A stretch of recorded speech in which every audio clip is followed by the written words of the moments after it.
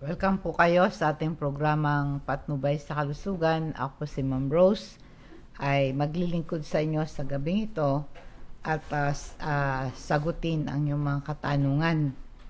Ang aking pong topic ay tungkol sa pagdidigay or burping or belching. Ito po ay pagka tayo po dumidigay, ito ang paraan ng ating katawan ilabas yung hangin mula dito sa ating upper digestive tract. Karamihan po ng pagdidigay, ito'y sanhi ng epekto ng paglunok natin ng sobrang hangin. Ito pong hangin na to, hindi nakakarating sa ating tiyan, ito'y nag-accumulate sa ating esophagus. Kaya ito po ay pagka nakaswallow tayo ng maraming hangin, nakakaranas tayo ng dighay at bloated ang ating tiyan.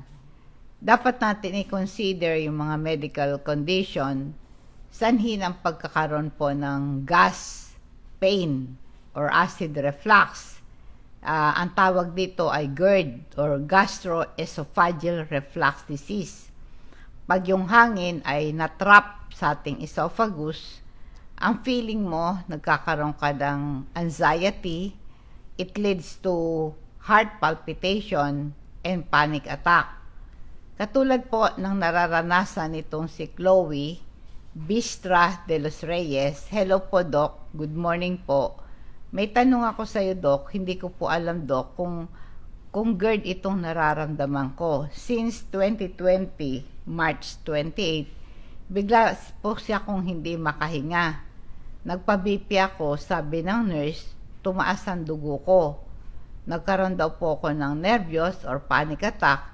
Yung para bang nagpapaalam na ako sa pamilya ko. Nahirapan po ako at ang dibdib ko. Pero nagpa-x-ray ako sa dibdib. Hindi naman nila mabasa. Pinaulit pero hindi na po ako umulit ng x-ray. That time po kasi, Doc, pag nagpa-x-ray ako, mabigat at mainit ang dibdib ko para siyang may kuryente. Mahapdi po siya, Doc. Hindi ko po alam kung heartburn kasi hindi po ako nagpa-check up. Ang sakit ng dibdib ko po kasi. Tagos po hanggang likod, masakit din ang balakang ko. Minsan po, parang natatakot po kung ano po mapasok sa utak ko. Pag hinaplasan ko ng dibdib ko na maanghang, medyo okay naman po ako. Pero minsan inaatake po ako, Doc. Sa hirap po kasi ng buhay, hindi na po ako nagpa-check up sa doktor. Kaya hindi ko po alam kung GERD po itong sakit ko.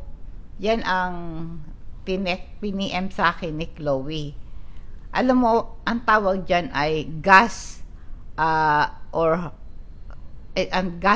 anong tawag po natin dito ay gas pain, no, hindi heart pain, no?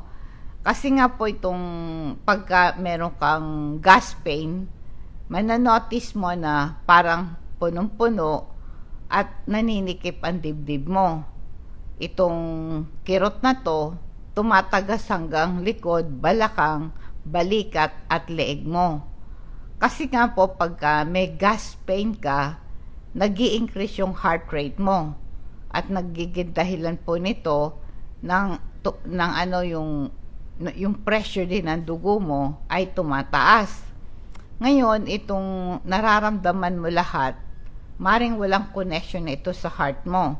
Ito ay tinatawag nating gas pain, hindi heart pain. Ito kaya nagkakaroon ka ng dighay, dahil yung hangin ay na-i-stuck dito sa iyong esophagus. Pag na-stuck yung hangin dito sa iyong esophagus, naninikip ang dibdib mo. Siyempre, nenervyusin ka, hindi ka makahinga. Kaya sa takot mo, tumataas ang presyon ng dugo mo. Anong dapat mong gawin? Una, uminom ka ng warm water, no? Para yung excess na gas sa iyong digestive system na nagkukos ito ng pain and discomfort, ay maidighay mo, marilis mo. At pwede ka ring uminom ng nilagang luya sa labat, no? Iwasan mo yung nagpapatrigger ng gas dito sa sikmura mo. Napakahalaga na meron kang exercise at meron kang medical treatment. Ating pag-usapan yan mamaya. Paalala mo na po sa ating ating vitamin C. Ang vitamin C po natin ay water-soluble vitamins, chewable vitamins. Iniinom ito 30 minutes bago ka mag-almusal. At dahil water-soluble siya, very effective siya pag walang laman ng tiyan at madaling sumama sa circulation ng dugo. Ang ating vitamin C na 500 mg, meron po siyang sodium content. Kaya hindi ka sisikmurain. Ang lasa nito, lemon. Pagka ninuya mo, para siyang candy. At ito'y madaling ma-absorb ng ating sistema. Ang ating pong vitamin C, ito ay paraan para lumakas ang ating immune system. Pag sinipon, nilagnat ka, madali kang gumaling.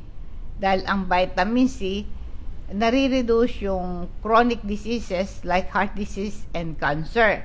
Ang vitamin C supplement po natin, nakaka-relax ng mga blood vessel, kaya nakakababa siya ng presyon ng dugo.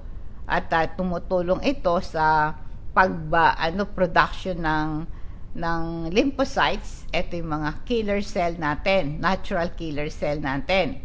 Para mabilis kang gumaling sa anumang injury or infection,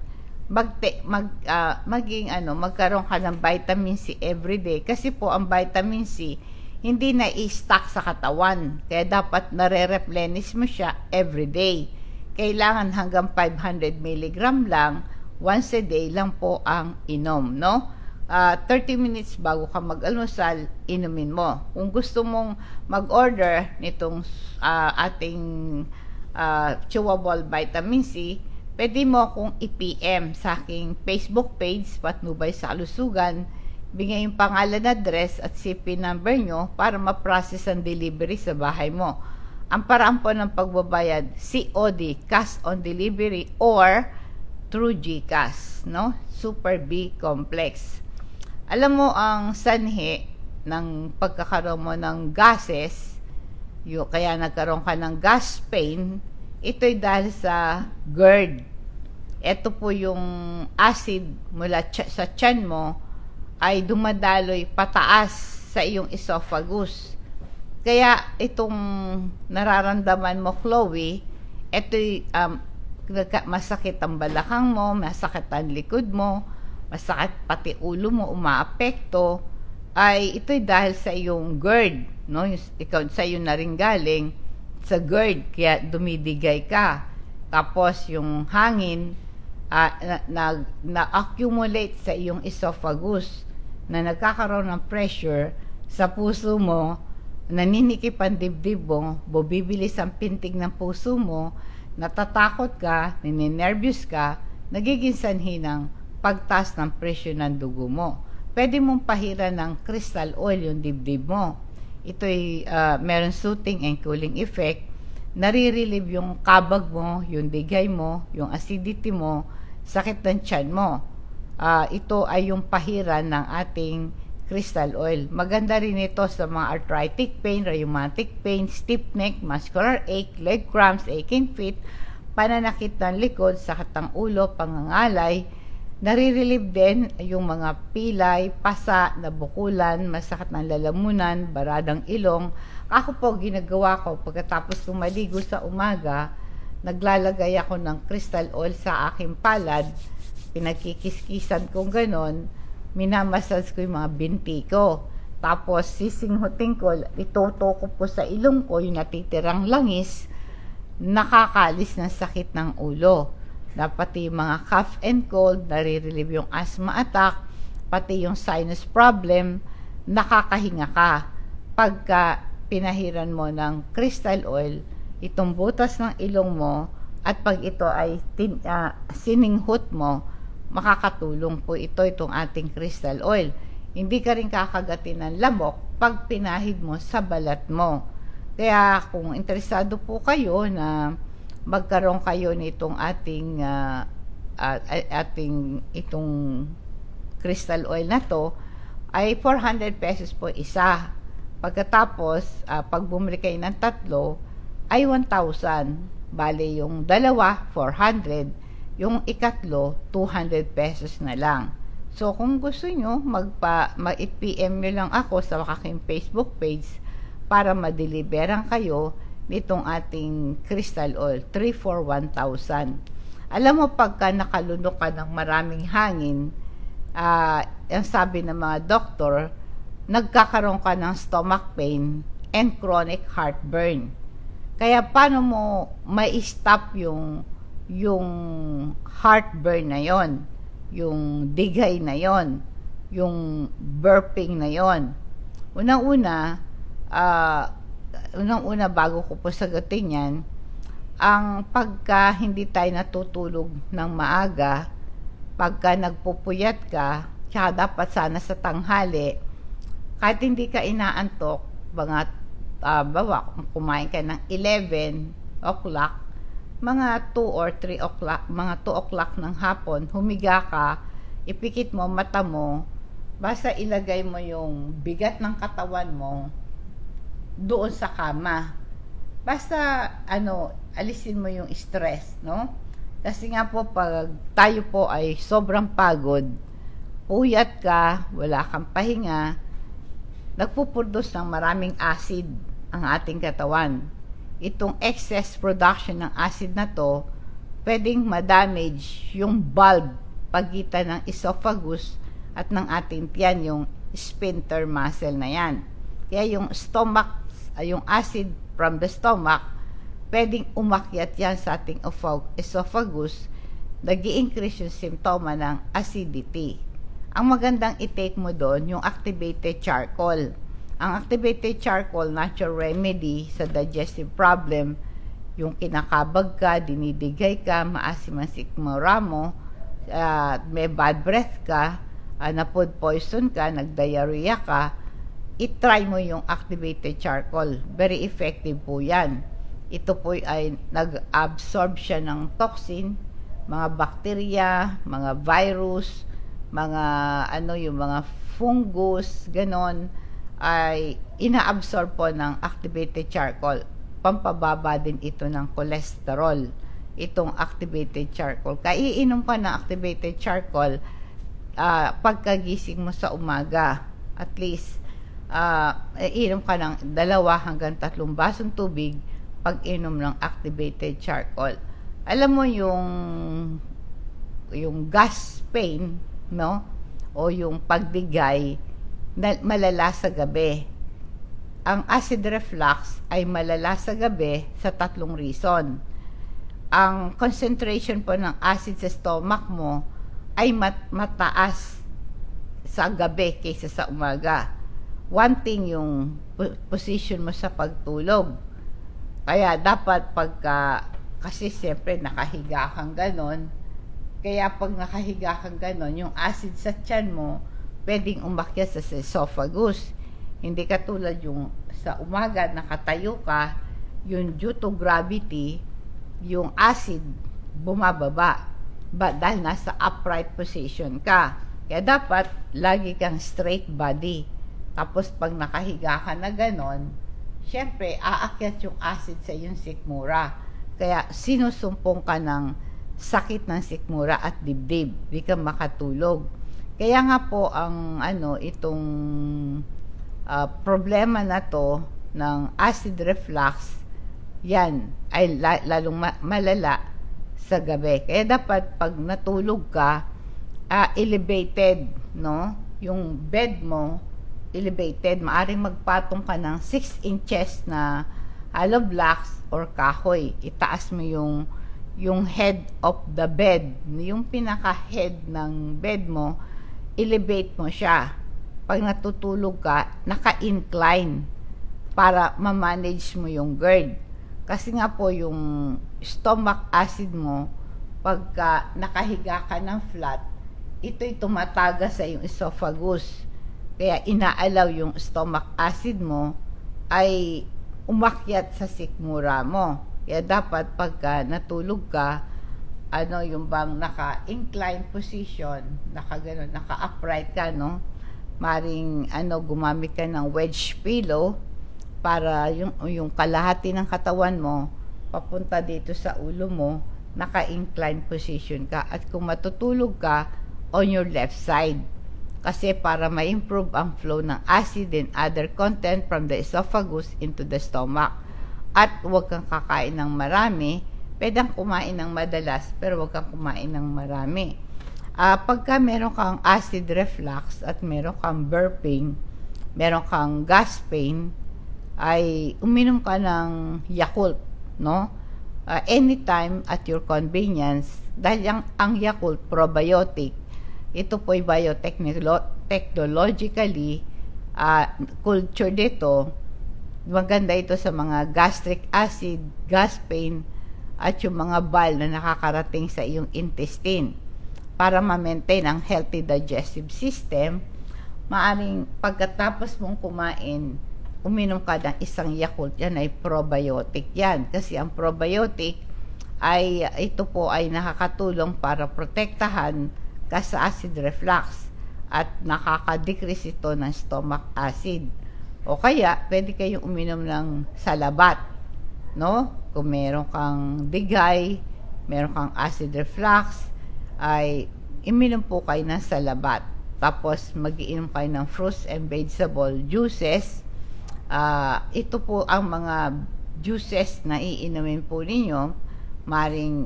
Merong aloe vera, no? Or carrots, mag-carrot juice ka. Pwede mong haluan ng pepino. O kaya yung cantaloupe, gawin mong juice. O kaya yung pakwan, gawin mong juice. O kaya yung saging na saba, hinog na hinog, mag-banana shake ka. Yan ang mga payo ko. Pagka ikaw ay inom ng gatas, low-fat milk. Yung po kasing whole milk, nakaka-worsen ng acid reflux. Mas maganda mga plant-based milk, almond milk. Ito'y nakakatulong para ma-neutralize yung stomach acid mo. Ang simple, yung pag-inom ng tubig, yan. Ang tubig nakakatulong para matunawan ka. Pagka stay hydrated ka, ang nangyayari, no, nare-reduce ang frequency ng acid reflux. Kasi pag umiinom ka ng tubig, lumulunok ka. Sa paglunok mo, naitutulak mong pababa yung acid pati yung gas. Tapos yung pagpahid mo ng crystal oil sa sikmura sa tiyan dibdib mo, makakatulong ito ng malaki sa'yo. Iwasan mo lang nakaka-trigger ng gas pain, acid reflux, yung pag-inom mo ng alak. Ayon po sa research, yung alcohol ay hindi dapat mo itong inumin. Lalo sa kalalakihan, di mapigil yan. Kasi yung mucus in the lining of the gastric system, ito ay nasisira. Kaya kailangan iwasan minom ng alak. Iwasan mo yung citrus juices, yung masyadong maasim na fruit juice, no? Mas maganda po yung mild lang, no? Katulad ng gawin mong juice, yung mango shake, carrot juice, apple juice, maganda yan sa acid reflux. Ay, hindi pwedeng inumin yung carbonated beverages. Nag-i-increase ang panganib ng acid reflux pag umiinom kayo ng carbonated beverages, bawa 7-Up, no? Mga cola drinks, huwag kayong iinom doon, no? At saka po yung mga tao na merong acid reflux, para ma-reduce yung GERD, iwasan mo ang carbonated na inumin. Soft drinks in short, no? Kasi yung carbonated drinks, merong malaking bahagi sa acid reflux. Kaya, iwasan mo yan. Tapos, iwasan mo rin yung yung pag-skip ng meal, yung nalilipasan ka ng gutom, iwasan mo yan. Paalala po sa calcium, magnesium, ito'y mineral and vitamins para lumakas ang buto mo, i-maintain ng healthy cardiovascular system at mag-transmit ng impulses, nagre-regulate ng muscle function na piprevent ang muscle cramps. Ang calcium ay natural remedy sa vertigo and osteoporosis. Ito'y pang-prevent ito ng panghihina ng ating mga buto at tumutulong ang ating calcium magnesium sa production ng melatonin na kinakailangan to para sumarap ang tulog mo. I-try nyo po yan, no? Kung gusto nyo po na mag-order nitong mga food supplement natin na to, i-PM nyo lang ako sa aking Facebook page, Patnubay sa Kalusugan. Sabihin nyo yung pangalan, address at cellphone number ninyo. Ang paraan po ng pagbabayad ay COD or cash on delivery, no? Ngayon ay ito pong acid reflux, no? Pagka yung bulb kumokonekta sa tiyan at saka yung esophagus ay humina. Kaya pag humina yung bulb, yung stomach acid mo, tatago siya sa esophagus. Kaya nagkakaroon po ng pamamaga ng iyong sikmura. Kaya ang payo, kumain kayo at inom kayo ng tubig dahan-dahan. Yung huwag kang iinom ng tubig na ang bawas sa tubig na tuloy-tuloy mong inumin. Hindi, kailangan lagok-lagok lang. Pero mauubos mo yung 8 to 10 glasses of water sa isang araw. Kasi pagka kayo po ay umiinom ng tubig dahan-dahan, tapos lumulunok ka, pagka lumulunok ka, nangyayari po ay nare-relax, nagsasara yung yung valve pagitan ng esophagus at ng ating tiyan. Kaya huwag kang mabilis kumain kasi nakakasikip ng tiyan. Pag masikip ang tiyan mo, hindi ka natutunawan, crowded ang pagkain doon. Nagiging sanhi ito ng pagkakaroon mo ng gas. Kaya nguyain mo ring mabuti yung pagkain mo bago mo lunukin. At kailangan ng kakainin mo, small portion lang. Huwag mong punuan ng maraming pagkain, yung isang pinggan na malaki. At saka maglakad ka dahan-dahan. Huwag kang basta lakad ka lang, sway yung arm, hinga ka ng malalim. Nakakatulong po ito para ma-relieve yung gas, no? Kaya ngayon, pagka kasi mabilis kang kumain, mabilis kang uminom, ay ang nangyayari po nito, maraming hangin papasok kasama ng pagkain. Kaya dapat matuto ka mag-relax. Kasi nga po, pagka na-stress ka, meron kang period of anxiety, nagkukos ito ng hyperventilation. Ibig sabihin ng hyperventilation, nakakalunok ka ng maraming hangin. Kaya iwasan mo yung anxiety, stress. Pagka kasi meron kang stress, marami kang nalulunok na hangin. Kaya ang pagdighay at saka yung pagkabalisa, nagka-interlink yan. Nakakaswallow ng maraming hangin during stress, nagiging dahilan nito ng overbreathing or hyperventilation.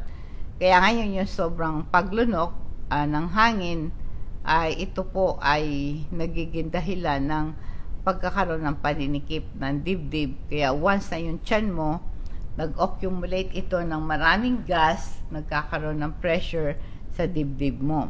Iwasan mo yung mga cabbage, mga broccoli, mga beans and dairy product. Mga pagkain mayaman sa starch, sugar, or fiber, napipigil ang digestion mo, it leads to heartburn. Kaya dapat bawasan ang pagkain mo, bawasan mo yung kanin, tinapay, maraming gulay. Kung kakain ka, dapat konti-konti. Huwag mo kakain ng sabay-sabay. Tsaka iwasan mo yung soft drinks at huwag kang gagamit ng straw sa pag-inom mo. Kasi huwag ka rin inom din ng beer. Kasi yung carbon dioxide na ito po ay nalunok po ninyo, nagkukos ito ng dighay. Kaya ngayon, huwag ka rin ngunguya ng chewing gum. Kasi pagka may candy ka, chewing gum, nagki-create ng gas ito. Iwasan mo ang manigarilyo. Pagkatapos mong kumain, maglakad-lakad ka, you walk around, gumawa ka ng light aerobic after eating, nakakatulong ito para matunawan ka, no? Kasi ang physical activity tumutulong sa digestion mo. Kaya itong nararamdaman mo, Chloe, sundin mo itong payo ko sa'yo, no? Magpareseta ka sa doktor mo ng antacid para ma-neutralize yung stomach acid at mapiprevent yung heartburn. Ang isang sample nito yung pantoprazole. Yan po, ito very useful yan sa gas or sa acid reflux, no? Kung meron kang gas pain, pwede kang maglagay ng hot water bag, o kaya hot water bottle, heating pad sa tiyan mo. Kasi yung mainit na bote o mainit na tuwalya na ipinatong mo sa tiyan mo, nare-relax yung muscle sa bituka. Kaya tumutulong para yung hangin ay maiutot mo at maidighay mo. Kaya lalo na po pagka minom ka ng ginger tea, napiprevent yung stomach acid na umakyat sa yung esophagus, no? At saka uminom ka lagi ng Yakult pagkatapos mong kumain. Pagka sa gabi, sinumpong ka ng acid, maasim ang sikmura mo, inom ka lang ng Yakult, tapos sundan mo rin ng tubig na pag-inom. Alam mo, pagka may pustiso ka, pagka hindi nag-fit ng mabuti yung pustiso mo, nakakaluno ka rin ng hangin habang kumakain ka. Kaya dapat yung false teeth mo ay talagang well na nakafit sa mga gilagid mo, no? At saka iwasan mo na sipunin ka. Kasi pagka sinipon ka, nagkakaroon ka ng post-nasal drip, no? Yung parang nagkakaroon ka ng sobrang siplema dun sa likod ng ilong mo at lalamunan mo, nagkakaroon ka ng constantly na ganon ka ng ganon sa throat mo. Kaya pagka may problema ka sa sore throat, may problema ka sa paglunok. Kaya pagka hindi ka nakakalunok, ay ang acid ay yung hangin nandito lang sa ating esophagus. Dito lang, hindi nakakarating sa tiyan. Pag hindi nakarating sa tiyan, dahil hindi ka nakakalunok, nagkaka-pressure sa dibdib mo. Kaya kung meron ka ring stuffy nose, meron kang nasal congestion, meron kang allergy, may sinus infection ka, at marami pang hangin na abara dito sa iyong esophagus. Try mo yun, Kaya nawa itong mga payo ko na to ay makakatulong sa inyo at malaking tulong. Tsaka mag-take ka ng Super B Complex. Ang Super B Complex, 8B vitamins yan. Tumutulong yan sa digestion. Kasi pag hindi ka natunawan, hindi natunaw yung pagkain mo, mag-create ito ng gases. Kaya at saka yung bacteria, magte-take over doon. Kaya marami pang mga gases na na-form. Kaya pag hindi ka umutot, di ka dumigay, masakit sa dibdib. Nagko-contribute ito sa paninikip ng dibdib mo, panic attack, akala mo may sakit ka sa puso, yun ay gas pain lang pala yun. Mag-take ka rin ng omega-3 fatty acid. Ito'y merong anti-inflammatory property. Very useful ito sa inflammatory, like asthma and autoimmune disease. Ang omega-3, merong ability to lower the risk of heart disease. Itong omega-3 fatty acid, pampababa ng cholesterol, pampababa ng triglycerides. Ito rin po ay yung pamprevent ng hardening of the arteries, napiprevent yung heart attack and stroke. Ang omega-3, ito yung important role sa brain infection, brain function and development. Ang omega-3, ito po ay maganda sa memory problem, pamprevent ng Alzheimer disease. To boost your memory, mag-take ka ng omega-3. Kung gusto nyo pong umorder nitong ating mga product, i-chat nyo lang ako sa aking Facebook page, Patnubay sa Kalusugan. Sabihin nyo yung pangalan, address at cellphone number ninyo para ma-deliver sa bahay nyo. Cash on delivery or through GCash, magbayad na lang kayo. Kaya inuulit ko po sa inyong pananood sa aking programang Patnubay sa Kalusugan dito sa Facebook. Pwede nyo po itong i-follow, like, and share para ito'y lumaganap at makatulong kayo sa inyong mga kaibigan. Ganon din sa aking YouTube channel. Kung di pa po kayo nag-subscribe, please subscribe, Rose Alfonso. Click mo yung subscribe, pati yung bell, para ma-update kayo sa aking bagong video. No? Kayo po ay nanonood ngayon sa ating programang Patnubay sa Kalusugan. Ako si Ma'am Rose, yung first time pa lang pong nakapanood nitong ating programa. Dadako tayo sa ating food for thoughts bilang pagwawakas. Sabi po sa 1 King chapter 12 verse 6, sumiyanggo ni si Rehoboam sa matatandang tagapayo na naglingkod kay Solomon nang ito'y nabubuhay pa. Tinanong niya sa kanila kung ano ang dapat niyang gawin. Nagtanong siya kung ano ang dapat niyang gawin. Alam mo, sa Psalms 32 verse 8, ang sabi po sa Bible, kung tayo po may magandang relasyon sa Diyos, ang sabi, I will instruct you and teach you the way you should go. At sabi po sa Proverbs chapter 3, 5 and 6, trust in the Lord with all your heart and lean not with your own understanding. In all your ways, acknowledge God, He will direct your path. Aking ipapaalam sa iyo, ituturo sa iyo ang daan na iyong lalakaran. Papayuhan kita ng aking mga mata na nakatitig sa iyo, sabi sa Psalms 32 verse 8. Kaya the Lord says, I will teach you the way you should go, I will instruct you and advise you, and I will teach you. Kaya po kung tayo po'y nagkatulad si Haring Rehoboam, lumapit siya sa mga tagapayo ni Haring Solomon nung nabubuhay pa, tinanong niya sa kanila anong dapat kong gawin. Alam mo, ito po ang pagkakataon na lumapit tayo sa Diyos. Panginoon, ano po ang dapat kong gawin? Pagising natin sa umaga, bago tayo matulog sa gabi, makipag-ugnayan tayo sa Diyos. Magkaroon tayo ng magandang relasyon sa Kanya para mabuhay ang relasyon natin sa Diyos through reading the Bible and praying, manalangin ka sa Kanyang pangalan. Purihin mo ang Diyos sa lahat ng iyong desisyon sa buhay.